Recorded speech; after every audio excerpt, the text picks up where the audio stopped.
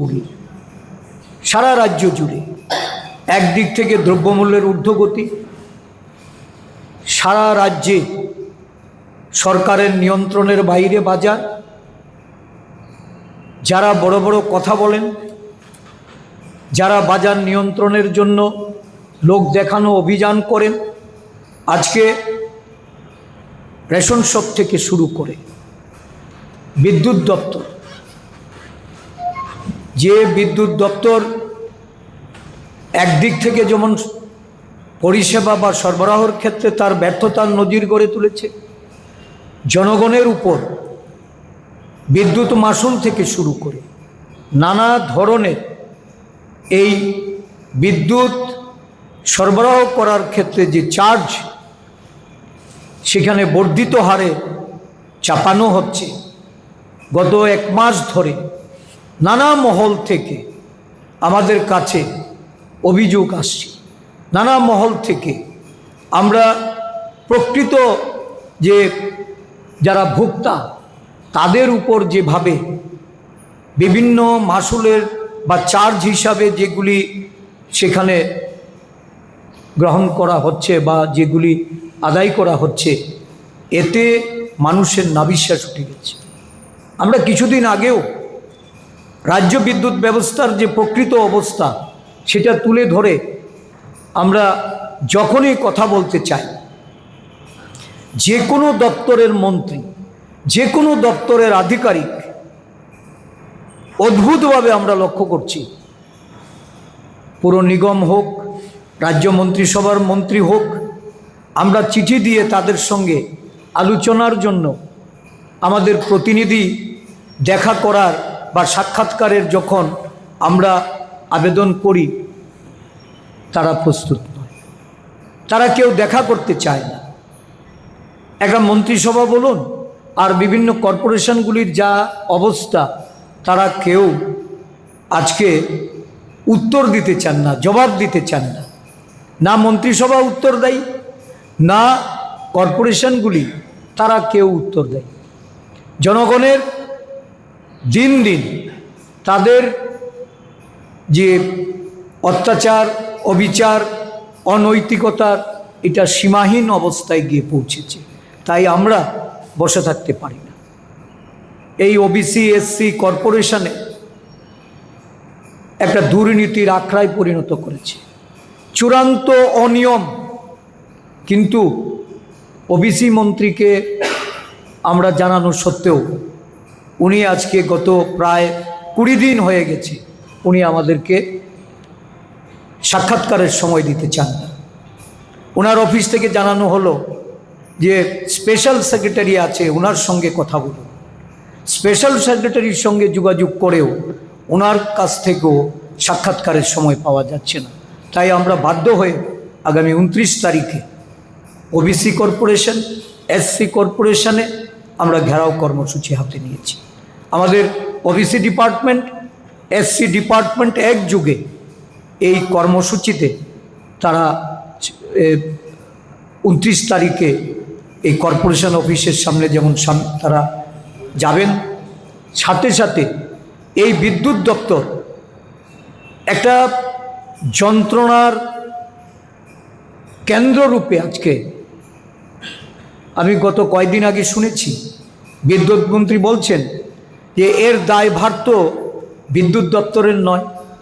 এই যে মাশুল বাড়ছে, বিভিন্ন চার্জ বাড়ছে, 1400 টাকার বিল তার দ্বিগুণ হচ্ছে। যে লোকটা বিদ্যুৎ ব্যবহার করেন না, 30 টাকার বিদ্যুৎ বিলে তার চার্জ বসানো হচ্ছে 150 টাকা। এই ধরনের ঘটনা এটা সারা রাজ্য জুড়ে। এটা পরিষ্কার যে দায়িত্ব এড়িয়ে গিয়ে জনগণের উপর বোঝা চাপিয়ে নিজেদের কুকীর্তি, দুর্নীতি এটাকে কিভাবে লোপাট করা যায় সেই লক্ষ্যে আমাদের রাজ্যের মন্ত্রিসভা বলুন আর বিভিন্ন নিগম বলুন, কর্পোরেশন বলুন, একই ভূমিকায় তারা অবতীর্ণ। আগরতলা পুর নিগম পুরো এলাকার নাগরিকদের নানা সমস্যা নিয়ে আমাদের প্রতিনিধিরা বারবার আলোচনা করার জন্য সেখানে আবেদন করেছেন, কিন্তু চারবার আমরা পৌর নিগমে আলোচনার জন্য আমাদের দলের পক্ষ থেকে কর্মসূচি নিয়ে প্রতিনিধি পাঠিয়ে আলোচনা করতে ব্যর্থ হয়েছি। অকাতরে উচ্ছেদ অভিযান, উচ্ছেদের বিপক্ষে আমাদের দল নয়, কিন্তু যারা উচ্ছেদ হবে সত্যিকার অর্থে তাদের পুনর্বাসন নিয়ে সরকারের কি চিন্তা? কেন্দ্রীয় সরকারে কংগ্রেস যখন ছিলেন ডক্টর মনমোহন সিং, উনি তখন এই যারা ছোট ব্যবসায়ী, ক্ষুদ্র ব্যবসায়ীদের তাদের পুনর্বাসনের জন্য নিয়ম করে গেছেন, আইন করে গেছেন। এই আইনের সুযোগটা পর্যন্ত আজকে উচ্ছেদকারী ব্যবসায়ীরা তারা পাচ্ছেন না। এই সরকারের যে একমুখী নীতি, এই সরকারের মানুষের প্রতি তাদের যে দায়বদ্ধহীনতা, জনস্বার্থের তারা কাজ করার নামে জনগণকে যেভাবে তারা অন্যায় ও বিচারের মধ্যে ঠেলে দিচ্ছেন, তার বিরুদ্ধাচরণ করেই আজকে আমরা কর্মসূচিতে যাচ্ছি।